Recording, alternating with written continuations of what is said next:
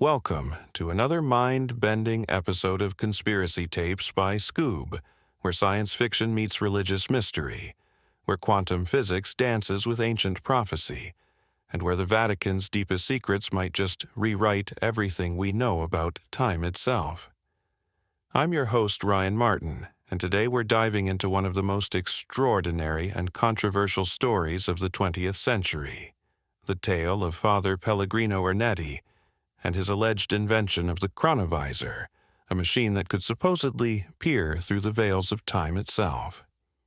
Picture this. It's 1972, and a photograph surfaces that claims to show the face of Jesus Christ during his crucifixion, captured not by some miraculous divine intervention, but by a secret Vatican time machine. Sounds like science fiction, right? Well, buckle up, because this story is about to take you on a journey through quantum physics, papal conspiracies, and one of the most fascinating characters in modern religious history. Before we dive into time travel and papal conspiracies, we need to understand who Father Pellegrino Ernetti really was. Born in 1925, Ernetti wasn't your typical village priest. This was a man who dedicated his life to Christianity at a young age, and quickly became recognized by the Vatican as one of the most talented individuals to choose the sacred path. But here's where things get interesting. Ernetti wasn't just a priest. He was one of Italy's most accomplished and prolific exorcists.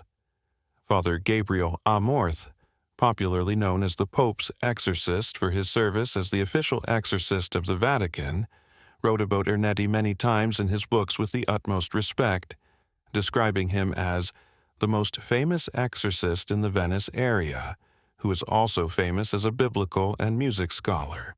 So, we're not talking about some fringe figure here. This was a man deeply embedded in the Vatican's inner circles, someone who dealt with the supernatural on a regular basis, and someone who had the ear of the highest authorities in the Catholic Church.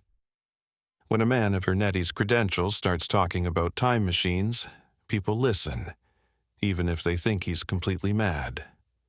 Later in his career, Ernetti would become the first chair of pre-polyphonic music at the Benedetto Marcello State Conservatory. More or less overnight, this appointment gave him access to some of the most brilliant scientists across multiple countries. Convenient, perhaps, coincidental, we'll let you decide. Now, let's travel back to 1952, to a moment that would change everything. Father Ernetti was working alongside Father Gemelli on experiments with Gregorian chant. They were using recording equipment to capture these ancient, sacred melodies when something extraordinary happened. Their machine began picking up voices from the past, including what they believed to be the voice of Ernetti's deceased father. When this incident was reported to Pope Pius XII, the Pope made a statement that would spark one of the most ambitious secret projects in Vatican history. The Pope suggested that sound waves from other realities and other times existed and could conceivably be picked up by a machine in the present reality and time. But here's where Father Ernetti's brilliant mind took a quantum leap. As he meditated on the Pope's words, he began to speculate. If sound is made up of waves, perhaps everything in existence might be constituted not of solid particles but of waves as well. This wasn't just wild speculation. This idea has strong roots in biblical scripture. Think about it. In the story of Genesis, the creation of the universe, earth, and all life within it is presented as a product of the Word of God. Literally, an emission of sound waves from God. In the very first chapter of the Hebrew Bible, the phrase "God said" is used 8 times for the methodical creation of everything in existence. Modern quantum physicists would actually agree with this concept, and so did Father Ernetti. But here's the crucial insight. Waves never actually disappear. According to the principle of conservation of energy, a wave's energy and underlying quantum information never disappears but is simply transformed into other forms.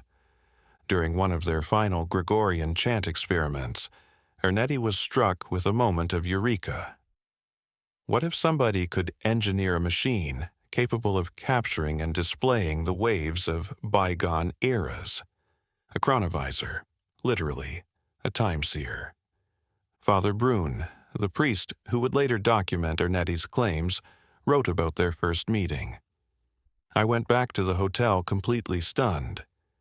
As long as I was with Father Ernetti, his strength of conviction was such that what he told me seemed almost natural. But then, left alone, reflection took over. All of this was completely crazy. Did I dream of Father Ernetti as if he were a mad scientist as we read about in comics or science fiction novels? The story gets even more incredible when we learn about the official commissioning of the Chronovisor project. At the alleged time of its construction, the Vatican had a powerful motive to develop such a device. Since World War II, the Roman Catholic Church had faced a sharp decline in global faith. That situation would quickly change if biblical history could be witnessed and proven definitively. Pope Pius XII, who served from 1939 to 1958, hadn't forgotten about the recording machine incident. When Ernetti's initial ideas for the chronovisor reached the Pope's ears later in 1952, Pope Pius XII expressed overwhelmingly strong interest and offered Ernetti the funds to build it, on one condition: the priest had to gather a team capable of such a feat. And obviously, this would be a completely clandestine operation. It was up to Ernetti alone to identify, attract, vet, and recruit each candidate in secret. Thankfully, the Pope had the power to make this task easier. Following the papal offer, Ernetti was appointed as the first chair of pre-polyphonic music at the Benedetto Marcello State Conservatory, giving him access to brilliant scientists across multiple countries. This is how Ernetti allegedly managed to gather a secret league of 12 world-renowned experts in physics and engineering. Commissioned by the Vatican with direct support from the Pope, their singular purpose was to break through the terrestrial shackles of time and space and invent a device capable of capturing the waves of history and displaying them on a screen. The details from here become murky. Out of the dozen who purportedly invented the chronovisor, Father Ernetti revealed only 5 of his colleagues' identities, and even then, only partially. The names he gave were absolutely mind-blowing. Nobel Prize winner Enrico Fermi, one of Fermi's unnamed disciples, a Portuguese physicist named Professor de Matos, an unnamed Japanese Nobel Prize winner, and perhaps most shockingly, the infamous ex-Nazi engineer Werner von Braun. Enrico Fermi was a Nobel Prize laureate celebrated for his groundbreaking work in nuclear reactions and the discovery of radioactive elements. He was one of the designers of the first atomic bomb.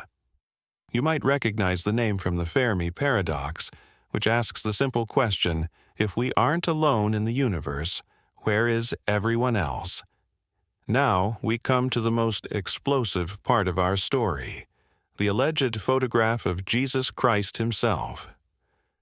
According to Ernetti, on January 12, 1956, the Chronovisor team ventured to the year 36 AD, witnessed Christ's crucifixion, and returned with a complete recording captured by their time machine. For 16 years, this remained a closely guarded secret.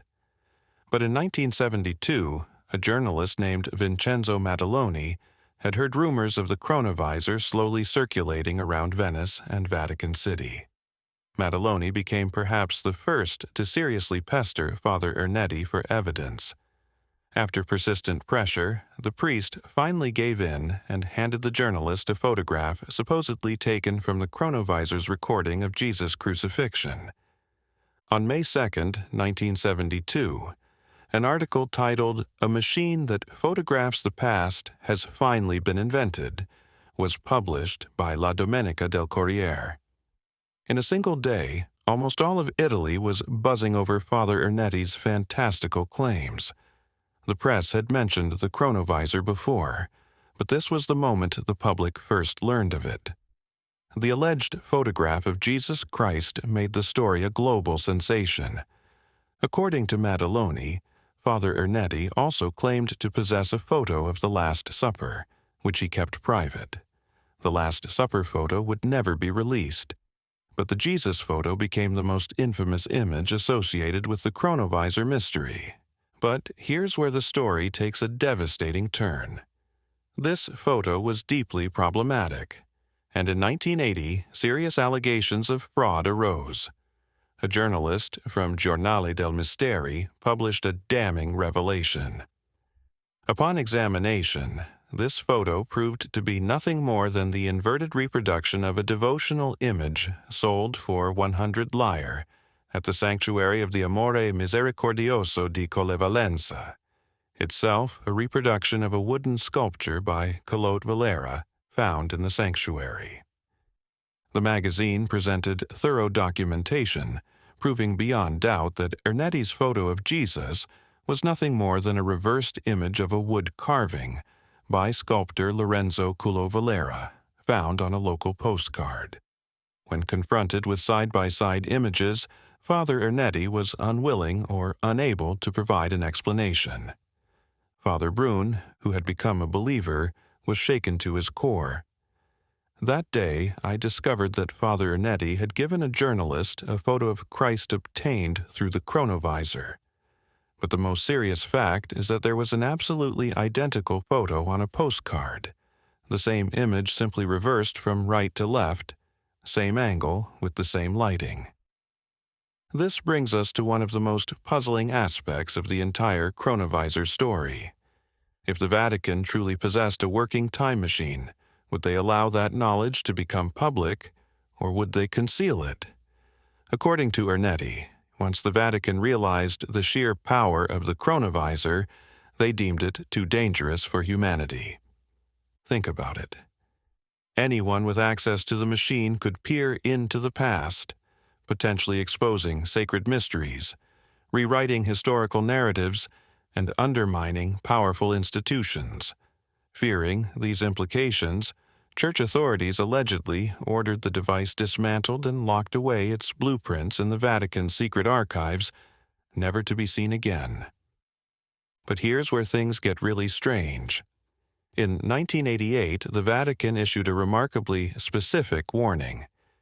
Anyone using an instrument of these characteristics would be excommunicated. Let that sink in for a moment. Why would you ban a device that supposedly never existed? What were they truly afraid of? It's comparable to someone tweeting, "If anyone is building a mind control ray, don't do it, or else." Something about this doesn't add up. Some theorists argue that the Church may never have destroyed the Chronovisor, but instead hid it. Moreover, it may not have merely observed history, it could have altered it. The Chronovisor, some claim, allowed its operators to edit what was seen. Who could say it wasn't being used to rewrite history itself? This raises a chilling question. How much of recorded history is actually accurate? Some suggest that the Vatican used the Chronovisor to correct religious history. Suppose the true history of Christianity didn't align with biblical accounts. Perhaps the resurrection didn't occur exactly as described. Perhaps Jesus' teachings were altered. Perhaps other religious figures who didn't fit the Church's narrative were erased from history altogether. More provocatively, what if the Bible itself had been rewritten based on what they observed? After all, if the Vatican had the ability to fact-check history and encountered information threatening their authority, would they really leave it unaltered? If the Chronovisor could truly peer through time, imagine what other mysteries it might have revealed. What about the Maya and Aztec civilizations that dominated Central America with their incredible calendars and astronomical knowledge? They vanished abruptly, leaving behind pyramids, temples, and astonishing scientific achievements. If the Chronovisor could capture the crucifixion of Christ, why couldn't it show what happened to these cultures? Could Ernetti have witnessed the final days of these civilizations? or seen how their vibrant cities functioned at their peak. There are even older enigmas, such as megalithic monuments scattered across the world. Stonehenge in England, a circle of giant stones aligned with the cycles of the sun and moon. How were prehistoric peoples, without modern tools, able to erect such monuments? Could the Chronovisor have shown the builders of Stonehenge and the true purpose behind its creation? Then there are out-of-place artifacts, objects found in locations or geological layers where they shouldn't exist, like metal tools embedded in rocks millions of years old, or ancient figurines representing inexplicable figures. Some theories suggest these artifacts are remnants of advanced civilizations that were forgotten or erased by history. Could the Chronovisor have recorded these lost eras? There are also accounts of civilizations that allegedly had contact with beings beyond this world. Many ancient cultures mention gods who came from the stars and taught humanity the foundations of science, mathematics, and astronomy. The Sumerians spoke of the Anunnaki, beings who supposedly descended from the sky. The pyramids of Central America and temples of India contain representations that seem to suggest something similar. Could the Chronovisor have captured these encounters? If it functioned as a window to time, could it have shown something that traditional history refuses to accept? There are legends of cities that supposedly existed in places now covered by jungles or ice, such as the mythical city of El Dorado, or the submerged structures in the Yonaguni Triangle, Japan. Father Ernetti never mentioned these possibilities, but his omissions say as much as his words. Perhaps he saw more than he dared to share. Perhaps the Vatican hid the Chronovisor because it revealed a past so extraordinary that the world simply wasn't ready to accept it. But what if the Chronovisor's capabilities extended even beyond observing the past? What if, during its explorations, it captured echoes of the future, shedding light on ancient prophecies that remain shrouded in mystery? This possibility, as extraordinary as it may seem, finds parallels in spiritual and religious traditions worldwide. Many wonder why anyone who discovered something incredible always seemed to forget that records exist. Sure, the 1970s didn't have Google, but if someone were going to fake a photo of Jesus, it would be wise not to base it on a 19th century painting literally hanging in a church somewhere. The Chronovisor mystery forces us to confront fundamental questions about the nature of time, reality, and truth itself. What would humanity do if it had concrete proof of advanced civilizations in the past? Revelations of this kind could change how we understand human evolution, science, and even spirituality. Could these cultures be evidence that cycles of advancement and destruction repeat themselves over millennia? And if that's true, what does the future hold for us? The Chronovisor, if real, could have shown that Earth's past is far richer, more complex, and older than we think. As we close this chapter, one truth remains. Father Ernetti's Chronovisor leaves us with a mystery that refuses to die. Was he a pioneer who glimpsed beyond time, or the creator of a story too extraordinary to disprove? The contradictions are irresistible. A respected Vatican priest, a fake photograph, a warning about a device that never existed, and theories in quantum physics that make the impossible sound almost possible. But here's the real question.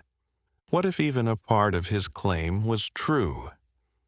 What if something hidden in the Vatican archives could change everything we think we know about time? If you want to dive deeper into the full story and uncover every twist, download the Scoob app now for the complete episode and more mysteries like this.